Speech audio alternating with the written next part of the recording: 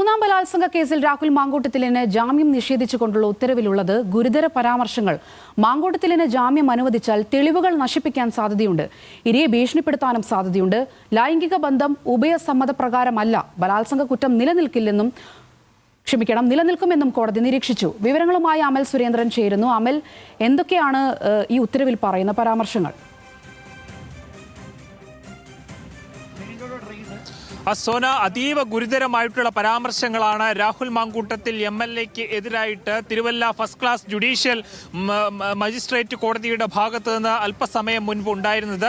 ഈ ജാമ്യം നിഷേധിച്ചുകൊണ്ട് കോടതി പറഞ്ഞത്, ഈ പ്രതിയായിട്ടുള്ള രാഹുൽ മാങ്കൂട്ടത്തിൽ MLA അങ്ങേയറ്റം സ്വാധീനമുള്ള ഒരു വ്യക്തിയാണ്. ഇദ്ദേഹം ഈ ഒരു ഇരയായിട്ടുള്ള പരാതിക്കാരിയെ സ്വാധീനിക്കുവാനും അപകടപ്പെടുത്തുവാനുമുള്ള സാധ്യതകളുണ്ട്. പ്രത്യേകിച്ചും ഈ യുവതിയെ കൊണ്ട് നിർബന്ധിച്ച് റൂം എടുപ്പിക്കുകയും അവിടെ വെച്ച്, അതായത് ക്ലബ് 7 ഹോട്ടലിൽ എത്തിച്ച് പീഡിപ്പിക്കുകയുമായിരുന്നു. പിന്നീട് യുവതിയുമായിട്ട് അങ്ങേയറ്റം വലിയ രീതിയിലുള്ള ചൂഷണങ്ങൾക്ക് ഇയാൾ ഇട നൽകി. അതിനുശേഷം യുവതിയെ പലതരത്തിൽ ഭീഷണിപ്പെടുത്തുകയുണ്ടായി. പ്രത്യേകിച്ചും യുവതി വിവാഹിതയാണ് എന്ന് ഇദ്ദേഹം മനസ്സിലാക്കിയിരുന്നു. ഇത് വിവാഹിതയായ യുവതിയുടെ ഭർത്താവിനെ വിവരമറിയിക്കുമെന്നും, അതുകൂടാതെ ഈ വിവരം ഒരു വലിയ വിഷയമായാൽ യുവതിയുടെ അച്ഛന് ഹൃദയാഘാതം ഉണ്ടാകാൻ ഇടയുണ്ട് എന്നടക്കമെല്ലാം പറഞ്ഞുകൊണ്ട് ഈ യുവതിയെ ഭീഷണിപ്പെടുത്തുകയായിരുന്നു രാഹുൽ മാങ്കൂട്ടത്തിൽ MLA ചെയ്തത്.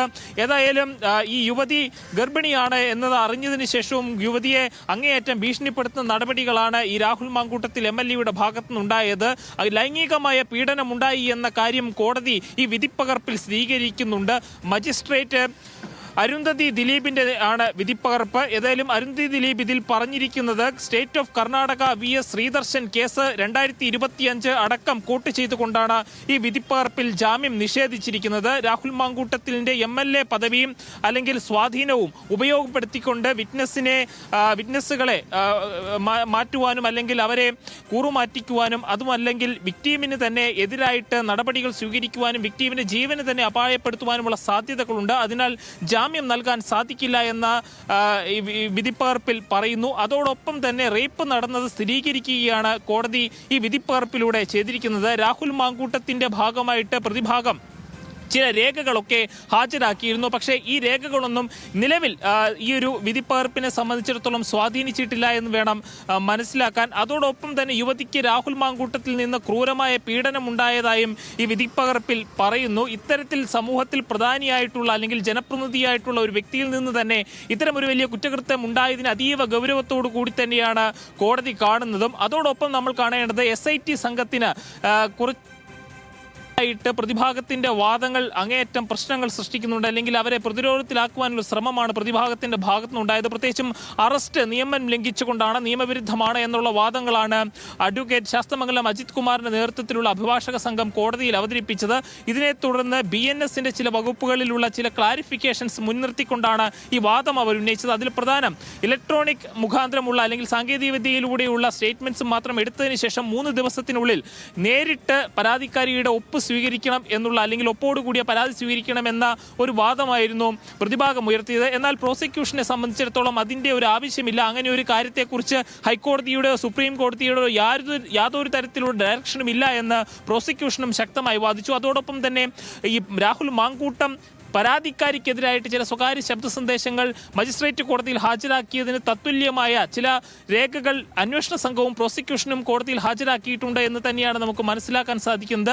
ഏതായാലും ഈ യുവതി ഇപ്പോൾ അന്വേഷണ സംഘത്തോട് പറഞ്ഞിട്ടുണ്ട്, താൻ രഹസ്യമൊഴി നൽകുവാൻ തയ്യാറാണ്.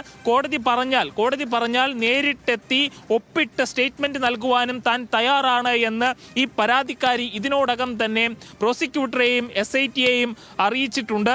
അതും ഈ കേസിലെ ഏറ്റവും സുപ്രധാനമായിട്ടുള്ള ഒരു വഴിത്തിരിവിലേക്ക് നയിക്കുമെന്ന് തന്നെയാണ് നമുക്കറിയാൻ സാധിക്കുന്നത്. ഏതായാലും ഈ വിധിപ്പകർപ്പിൽ പ്രതിഭാഗത്തിനെതിരെ ശക്തമായിട്ടുള്ള പരാമർശങ്ങളാണ് കോടതിയുടെ ഭാഗത്തുണ്ടായത് എന്നതിൽ സംശയമില്ല. ഏതായാലും ഇനി സെഷൻസിലേക്ക് എങ്ങനെയായിരിക്കും ജാമ്യാപേക്ഷയുമായി അമൽ സൂചിപ്പിച്ചതുപോലെ തന്നെ ഇതിൽ വളരെ പ്രധാനപ്പെട്ട ഒരു കാര്യമെന്ന് പറയുന്നത് ബലാത്സംഗ കുറ്റം നിലനിൽക്കുമെന്ന് പ്രഥമ ദൃഷ്ട്യായുള്ള തെളിവുകളുണ്ടെന്നാണ് കോടതി ഇതിൽ പറയുന്നത്. അപ്പം മുന്നേയുള്ള രാഹുലിലെ 2 കേസുകളാണെങ്കിൽ തന്നെ അതിനകത്ത് പറയുന്നത് പരസ്പര സമ്മതപ്രകാരമുള്ള ലൈംഗിക ബന്ധമാണെന്നുള്ളൊരു വാദമായിരുന്നു രാഹുൽ 2ലും ഉന്നയിച്ചിരുന്നത്. പക്ഷേ ഇതിൽ കോടതി പറയുകയാണ് ഉഭയസമ്മതപ്രകാരമുള്ള ലൈംഗിക ബന്ധമായിരുന്നില്ല, അതുപോലെ തന്നെ ബലാത്സംഗ കുറ്റം നിലനിൽക്കും എന്നുള്ളതും. അതുകൊണ്ട് തന്നെ ഈ ഒരു കേസ് രാഹുലിന് കൂടുതൽ കുരുക്ക് മുറുകാനുള്ള സാധ്യത മുന്നോട്ട് വയ്ക്കുകയാണല്ലേ?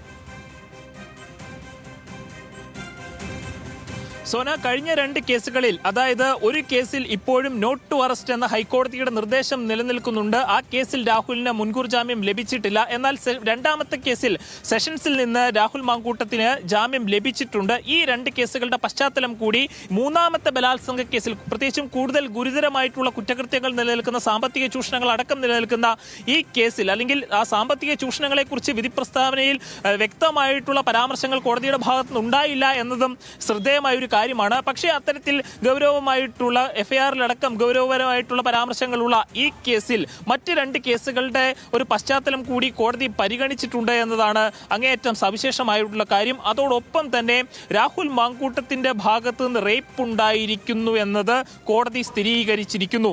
റേപ്പ് ഉണ്ടായി, കൺസെന്റ് ഇല്ലാതെ റേപ്പ് ഉണ്ടായിരിക്കുന്നു. പ്രത്യേകിച്ചും കൺസെന്റോട് കൂടിയ ഉഭയസമ്മതപ്രകാരമുള്ള ലൈംഗിക ബന്ധമാണ് തങ്ങൾക്കിടയിൽ ഉണ്ടായിരുന്നത് എന്ന് പ്രതിഭാഗവും രാഹുൽ മാങ്കൂട്ടവും അടക്കം ചില ശബ്ദ സന്ദേശങ്ങളെ നമുക്കറിയാവുന്നതാണ്. സാമൂഹ്യ മാധ്യമങ്ങളിൽ അടക്കം വാട്സപ്പ് ചാറ്റുകളുടെ സ്ക്രീൻഷോട്ടുകൾ പ്രചരിപ്പിച്ചുകൊണ്ട്, അതായത് തലയും വാലും ഇല്ലാത്ത സ്ക്രീൻഷോട്ടുകളാണ് എന്ന് പിന്നീട് പരാതിക്കാരി തന്നെ രംഗത്ത് വന്ന് പറയുന്നുണ്ടായിരുന്നു. ഏതായാലും അത്തരത്തിലുള്ള സ്ക്രീൻഷോട്ടുകൾ പോലും കോടതിക്ക് മുൻപാകെ വന്നതാണ്. അങ്ങനെ വന്നിരിക്കുന്ന ഒരു സാഹചര്യത്തിൽ, അതായത് ഉഭയസമ്മത പ്രകാരമാണ് ലൈംഗിക ബന്ധമെന്ന് സ്ഥാപിച്ചെടുക്കുവാൻ രാഹുൽ മാങ്കൂട്ടവും പ്രതിഭാഗവും കിണഞ്ഞ് പരിശ്രമിക്കുമ്പോഴാണ് അതിനെ ലംഘിച്ചുകൊണ്ട് ഇപ്പോൾ മജിസ്ട്രേറ്റ് കോടതിയുടെ വിധി വന്നിരിക്കുന്നത്. ഏതായാലും പ്രതിമ സുരേന്ദ്രനാണ് വിശദമായ വിവരങ്ങൾ പങ്കുവച്ചത്.